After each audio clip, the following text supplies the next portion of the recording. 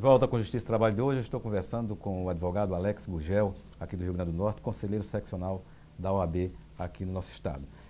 Eu encerrava o bloco anterior, doutor Alex, lhe perguntando sobre essa questão, pedindo a sua avaliação sobre essa questão da extinção do exame de ordem que está colocado hoje no Congresso Nacional. Como é que os advogados estão encarando essa questão? Em primeiro lugar, é importante destacar uma atuação que a OAB tem tido ao longo dos últimos anos no Congresso Nacional. A OAB constituiu uma assessoria legislativa, parlamentar, que tem atuado. Porque, por exemplo, essa questão do exame de ordem não vem de agora. O presidente da Câmara, o Eduardo Cunha, é o maior defensor da extinção do exame de ordem.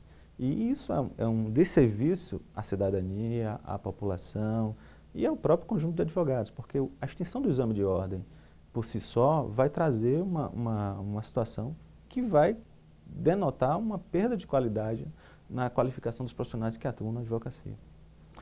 E só para ficar mais claro, se a OAB tivesse a intenção de arrecadar, como alguns querem crer, que seja uma medida de arrecadar recursos do exame de ordem, muito melhor seria para a OAB a extinção do exame de ordem. Quantos mais advogados quantos bacharéis estão hoje sem atuar, são apenas bacharéis, não têm a qualificação para atuar enquanto advogado, porque não passaram no exame de ordem.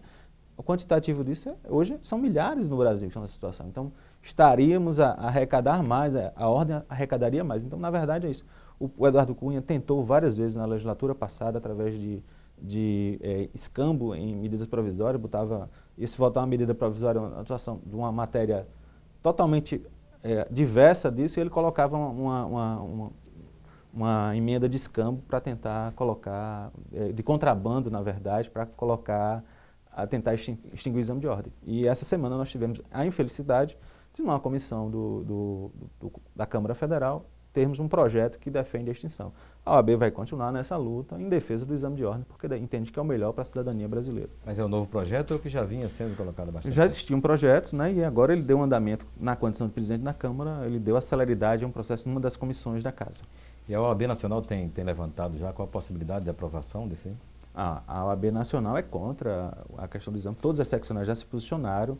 Hoje... Não, eu falo sobre se ela tem um levantamento, digamos, da possibilidade de aprovação. Não, hoje é uma situação de disputa, né, na verdade, porque o presidente da Câmara é o maior defensor. E ele tem, quando ele perde uma votação, e no outro dia ele muda a votação. Foi assim, até na própria, em outros assuntos, temos a questão da PEC da Bengala, que, por exemplo, atingiu os magistrados, os desembargadores, que existia um movimento da magistratura de primeiro grau para que não fosse, e outros que têm acontecido que você vota hoje, a questão da terceirização.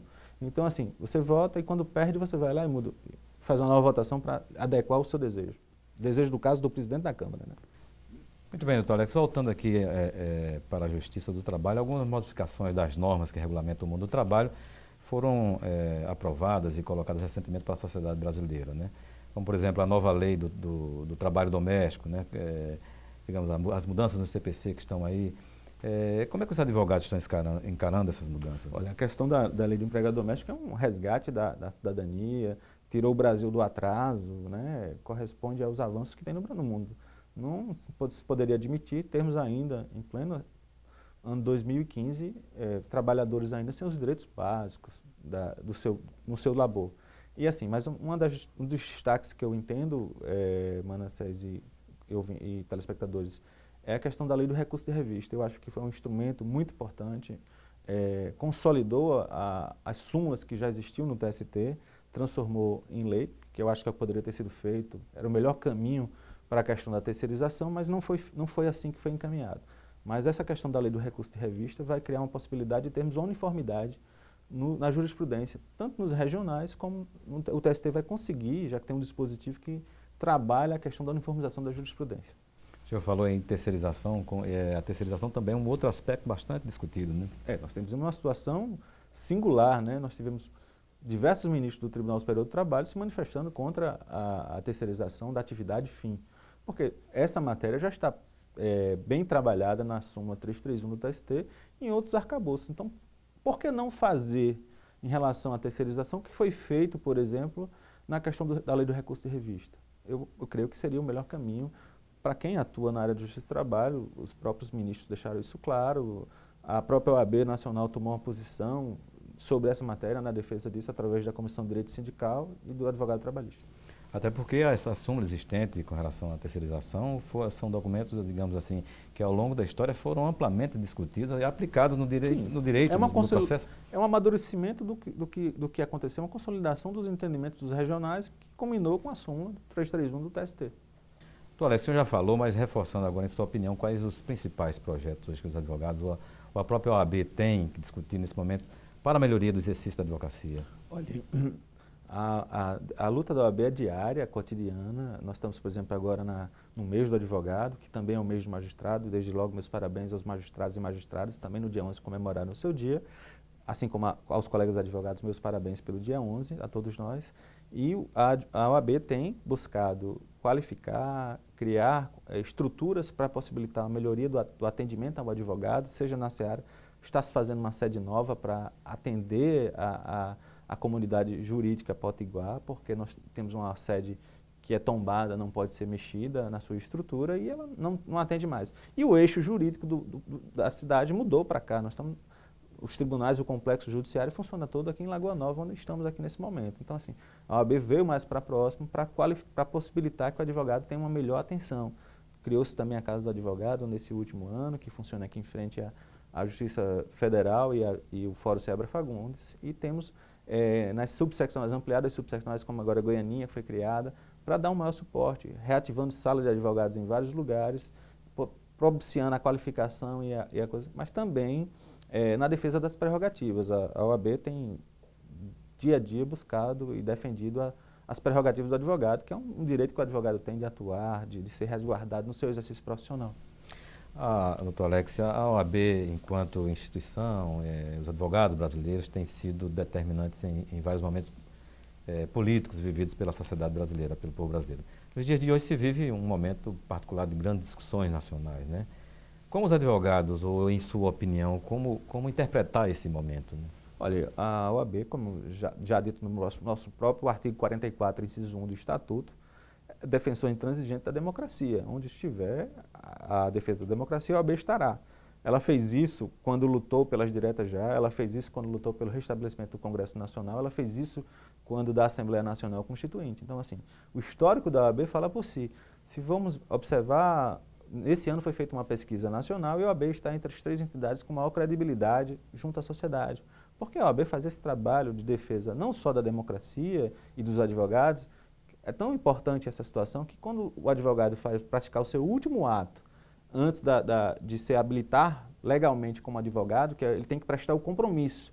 É o dia que ele recebe a vermelhinha, que é a carteira do advogado. Nesse dia ele presta o compromisso. E o compromisso é exatamente com o texto do artigo 44. A defesa da democracia é a primeira fase que o advogado fala quando presta o seu compromisso para o exercício da advocacia.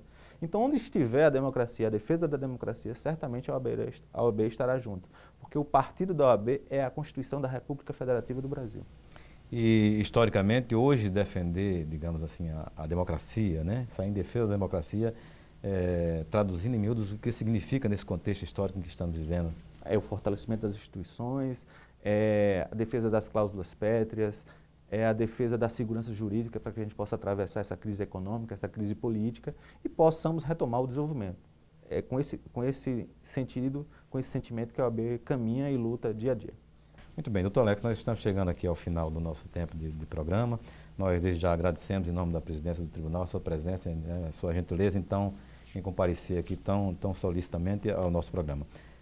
E o deixamos à vontade para suas considerações com os nossos telespectadores. Eu que agradeço pelo convite, a satisfação é nossa de participar desse brilhante programa Justiça e Trabalho e colocar que estamos no mês da advocacia, no mês do advogado, que ele comemore o seu dia, que ele participe das festividades, do calendário que a OAB proporcionou, que ele possa se qualificar, que ele possa se confraternizar com os amigos, com os colegas advogados, mas também que ele possa entender a importância de participar da ordem. Nós estamos num ano eleitoral, na Ordem dos Advogados do Brasil, e é importante que todo advogado e toda advogada participe desse processo, não só no momento eleitoral, mas durante os 3 anos do mandato.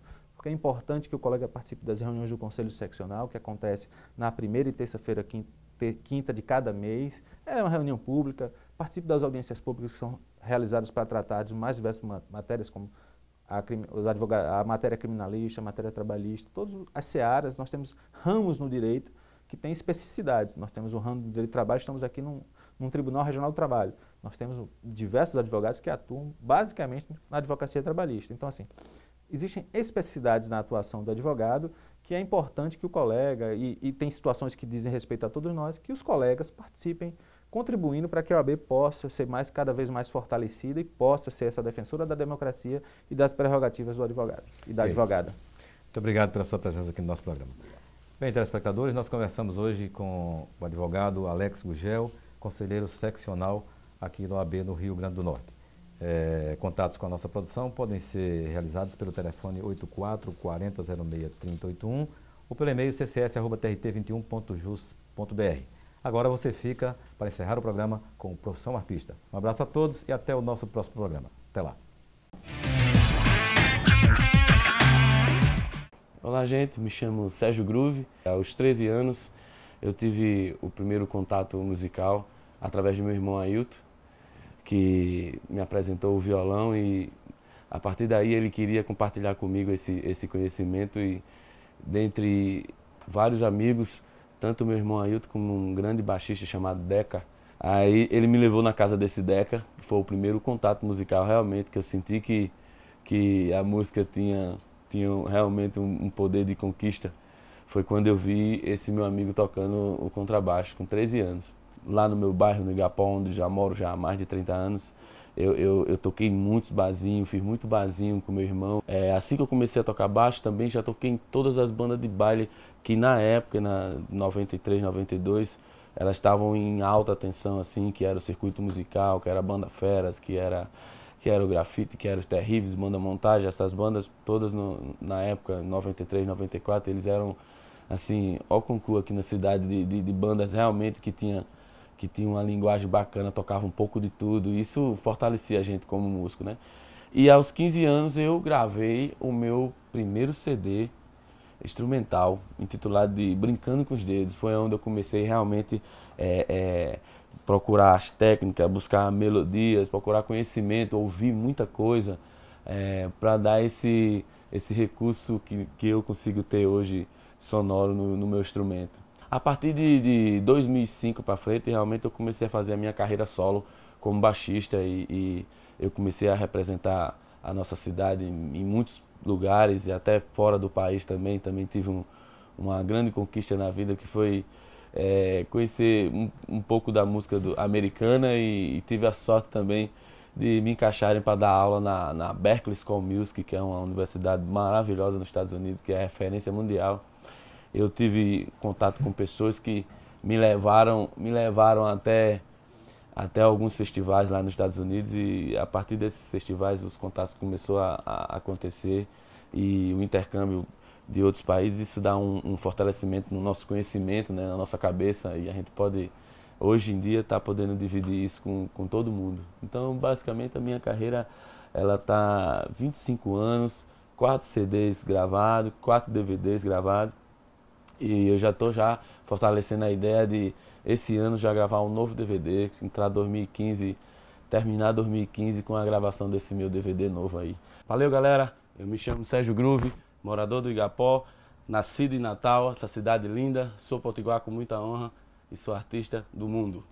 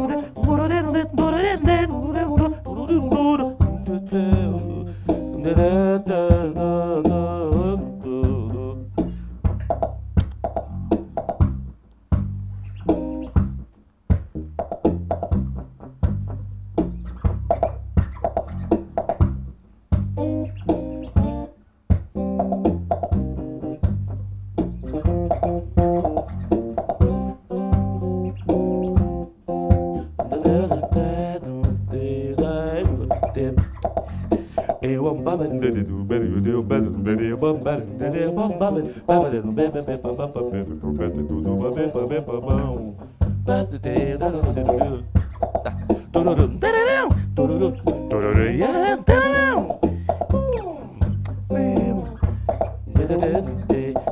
come money but you say that God but that